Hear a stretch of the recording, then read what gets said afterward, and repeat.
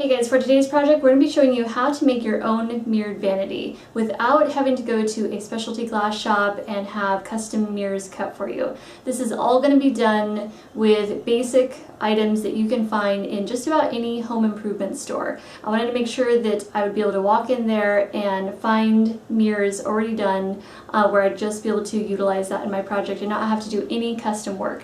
So let's go ahead and get started with this project. We started by going to Home Depot and picked up a 4x8 sheet of MDF. This is 5/8 thickness. And we marked out our tabletop, our shelving, and the sides to our shelves.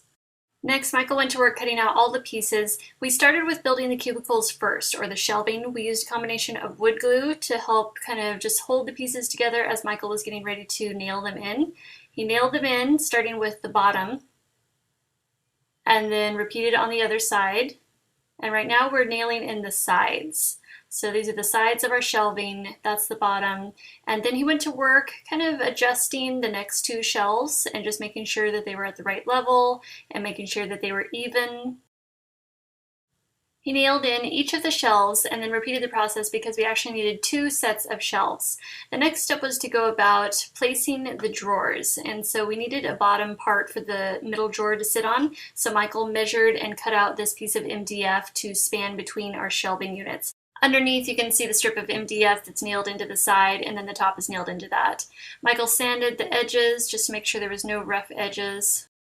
To enclose the backs where the drawers were going to be sitting, we used 1/4" MDF. Michael cut out the pieces and nailed them in. We also used the 1/4" MDF for the bottom and back of the drawers. For the sides and the front of the drawer, we used the regular 5/8 MDF. You can see Michael's nailing in the bottom to the sides. And if you look closely, you can see the bottom of the drawer is actually a 1/4" longer than the sides, so you can see how it protrudes out. That's where the back of the drawer is going to be nailed in. Michael's nailing on the front of the drawer and then finishing off the back. So both the front and the back get nailed directly into the sides. Let's see if it fits. Perfect. There's a lot of different ways you can make a drawer, but we tried to keep it as simple as possible for the tools that we had. So for the bottom sliders, we just used 2 strips of MDF. Michael used wood glue to attach them. We used masking tape to help secure the drawer sliders while the wood glue was drying. And then we repeated the process. We still had 2 more drawers to go. So from the 1/4" MDF, he cut out the back and the bottom for the drawers, and then from the 5/8 MDF, he cut out the front and the sides. The bottom of the drawer gets nailed into the sides, and the back of the drawer gets nailed into the sides. And then, of course, applying the wood glue for the sliding rails, and then the front, Michael places it on and nails it in. Here's the top that Michael cut out earlier. We're just checking the drawers, checking the overhang, making sure we like how everything's working before we drill in. Michael drilled the holes for the drawer poles, and now he's going to be drilling the top into the sides of the cubicles down below. We used a total of 8 screws to drill our tabletop into our shelves below, making sure to drill into the sides of our shelving. It was finally time for priming and painting, so I went to work priming everything, everywhere that was going to be painted or seen.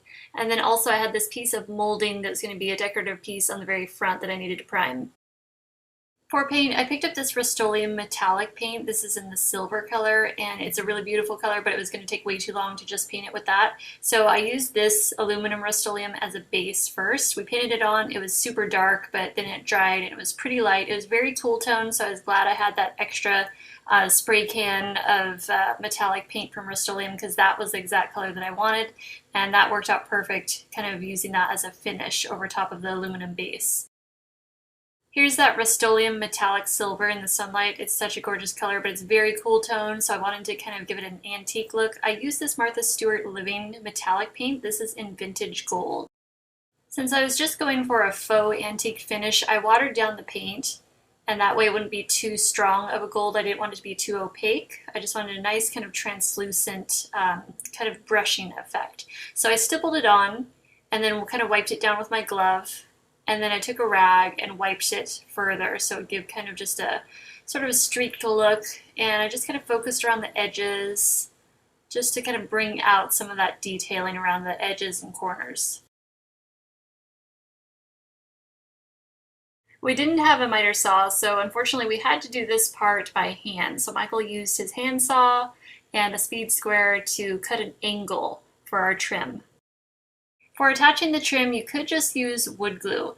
That would be a nice, easy way to do it. We ended up nailing it in, and there was a few divots that we ended up having to fill with caulking.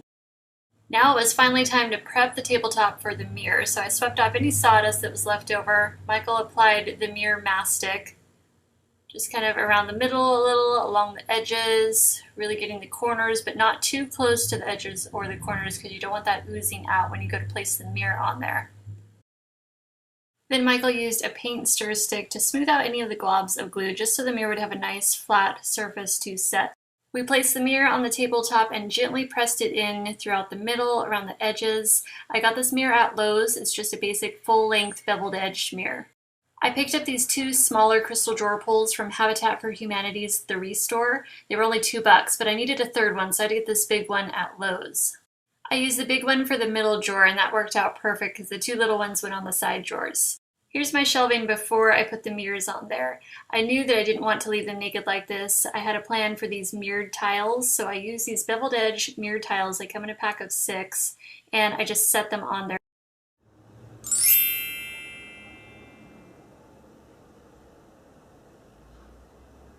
I'm not going to show you like how I have my makeup organized because there is nothing in here yet. I haven't moved in quite yet. I did set up some of my nail polish, and that's all for now. And of course my little glass tier shelves on top. So I hope this DIY project really sparks some ideas for you guys. I know that, this might not work for everyone, or you may want your drawers different, or you might want drawers all the way down and no shelves, or you might just want shelves. There's so many different options that you can do with furniture. It's just really about finding what works for you and your setup and having fun with it and making it your own. So the next video is going to be how I'm going to be making my drawer organizers or drawer dividers. So I'll let you guys go, and I'll see you in the next video. Bye.